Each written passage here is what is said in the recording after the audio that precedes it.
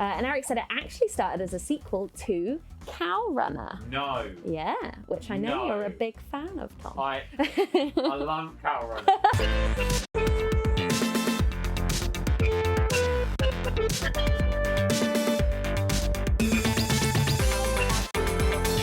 So next, we have an email interview that I've conducted with Surrounded _ and yeah, I just want to read it to you a little bit while we play the demo for Purgatory Panic. Now this is so special.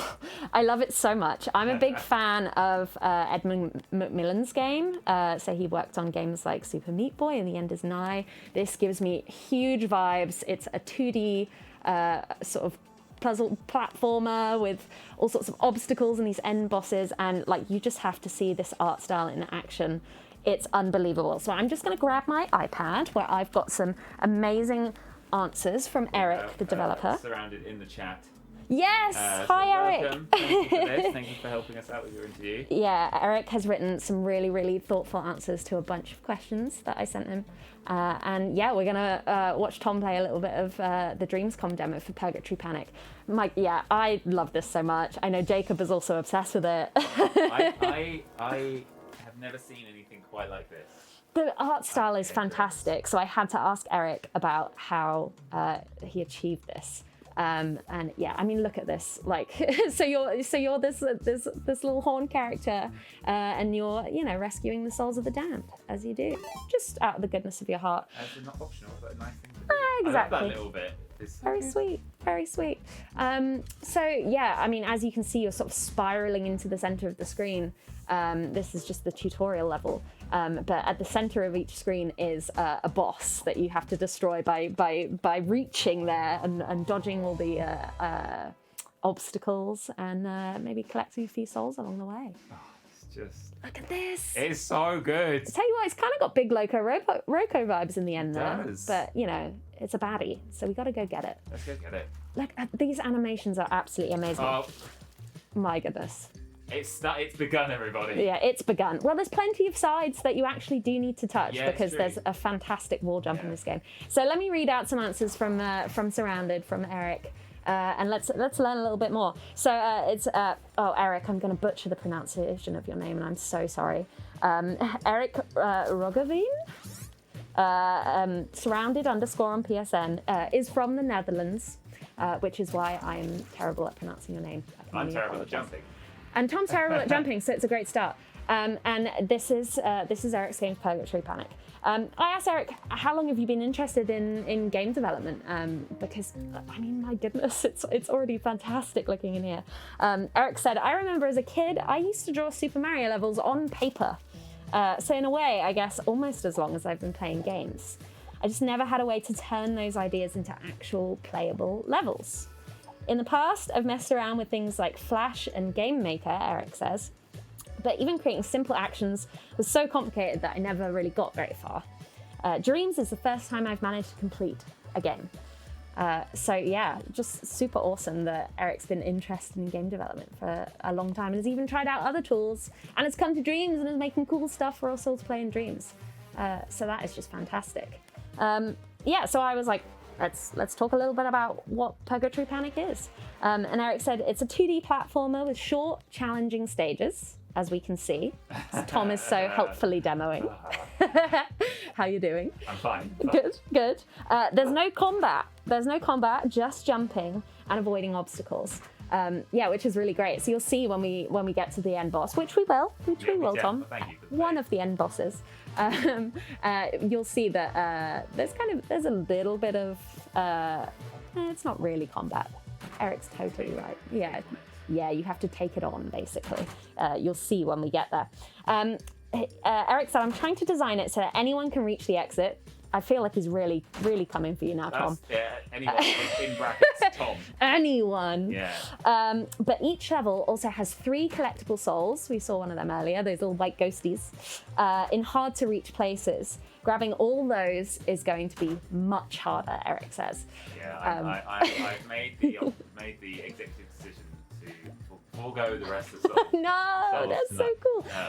I loved grabbing the souls in this demo because you can see like how tall some of these walls are as you're like traveling into, and so you have to like do a lot of really canny wall jumps to get up to those. And again, like collectibles are such a really fun part of platformers that I love, especially slightly tricky ones.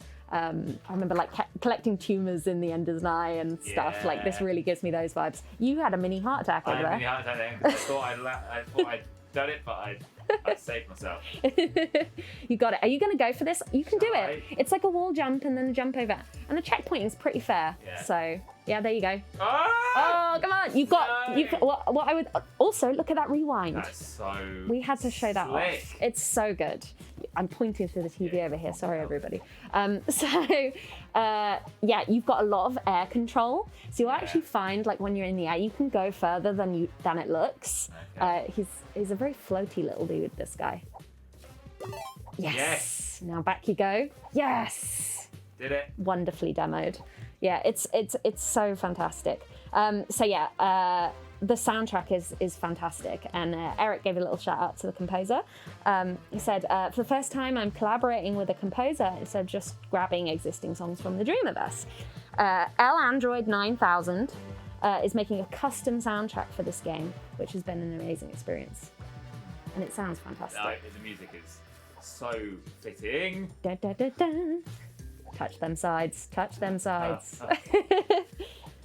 Oh, you're about to reach a boss. I love the way the bosses change. I know, they get really closer, menacing as you get closer. It's so impressive. There's a little checkpoint flag here, I think. Yeah, here we go. Now you got to be careful. It's so great. Like, as Eric says, there's no combat, and the idea is that you just have to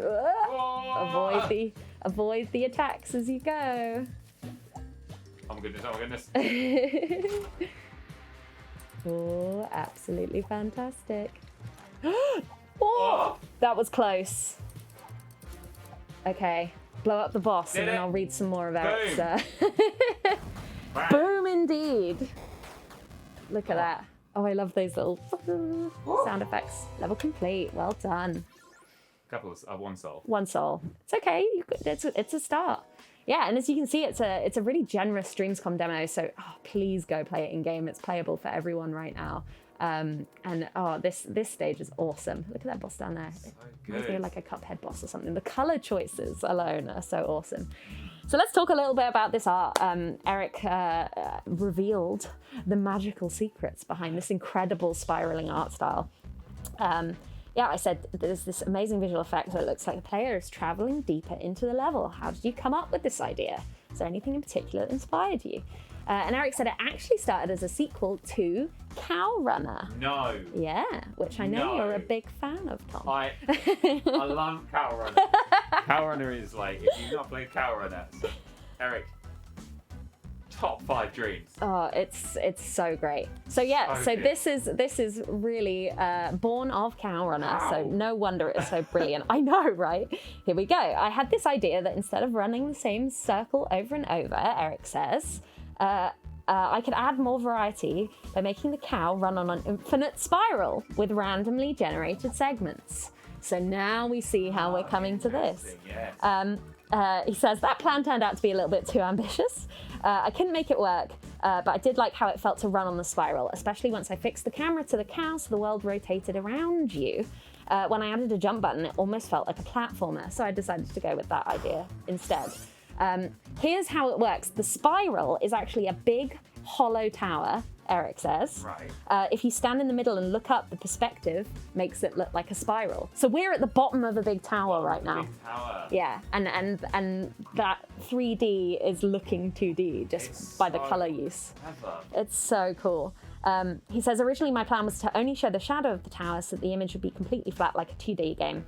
That worked, but the shadow looked very fuzzy. I realized I could get much sharper visuals if I pointed the camera at the tower itself.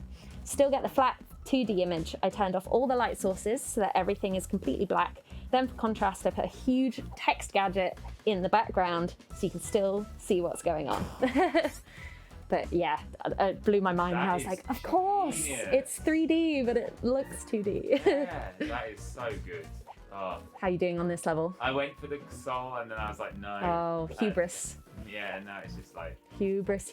it's just so it's just the right level of like Yes. and also challenging. Yeah, well, Eric talked to me a little bit about that because I was like, I think it's like a bunch of these platformers that I really like. How, what makes a good platforming game? He said, just running to the right and occasionally pressing the jump button gets boring. Each level has to have some sort of ebb and flow of different situations and obstacles, with quiet moments for players to catch their breath after a tough section, but not so quiet that it breaks up the flow of the action.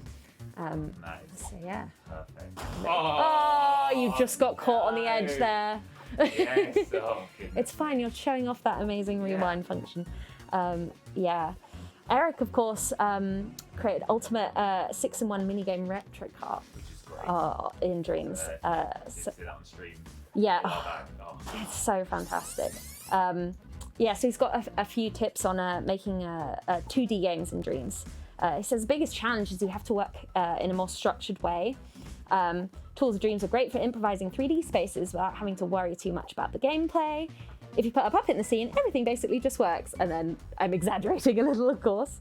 But he said for 2D games, you really need to turn on the grid to make sure everything lines up properly. He said the big advantage is that your game plays more precise, which is awesome because this is how we can have like a really fun, challenging platformer like this.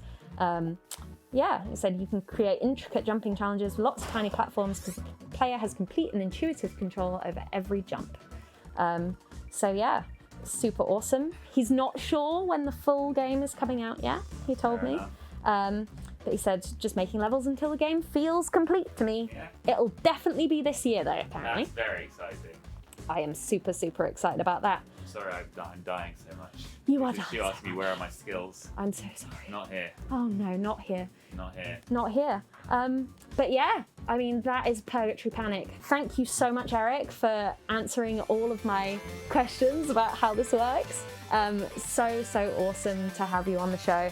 We're gonna play the trailer. You should all go play the demo in Dreams. And Eric's booth is in Hall 28. And the booth as well is great.